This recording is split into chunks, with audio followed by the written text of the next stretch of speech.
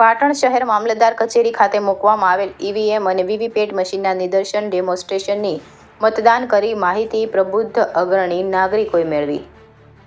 પાટણ શહેર મામલતદાર કચેરી ખાતે ઈવીએમ અને વીવીપેટ મશીનના નિદર્શન ડેમોન્સ્ટ્રેશનને મતદાન બાબતે નિદર્શન સ્ટાફ આઈટીઆઈ રાજપુરના હેતલબેન જાદવ અને કિંજલબેન સુથાર દ્વારા ઈવીએમ અને વીવીપેટ મશીનથી મતદાન કરવા માટે સંપૂર્ણ માહિતી આપવામાં આવી રહી છે.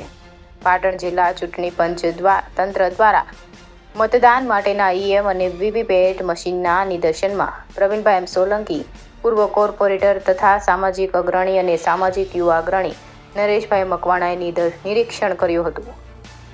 આજરોજ પાટણ મામલતદાર કચેરી ખાતે ઈવીએમ અને વીવીપેટ મશીનના ડેમોન્સ્ટ્રેશનમાં ચકાસણી કરી યોગ્ય માર્ગદર્શન પ્રવીણભાઈ એમ સોલંકી, પૂર્વ કોર્પોરેટર તથા સામાજિક અગ્રણી અને સામાજિક યુવા અગ્રણી નરેશભાઈ મકવાણાએ કેવી રીતે મતદાન કરવામાં આવે છે તે માટે મતદાન કરી ભાગ લીધો અને સંતોષ વ્યક્ત કર્યો.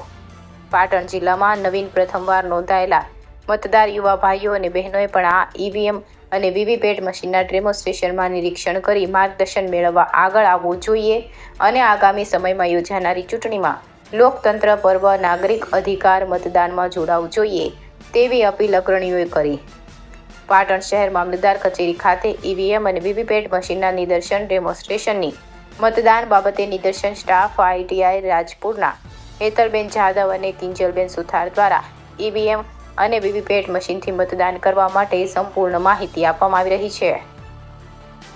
રિપોર્ટર રાજુ જોશી, પાટણ.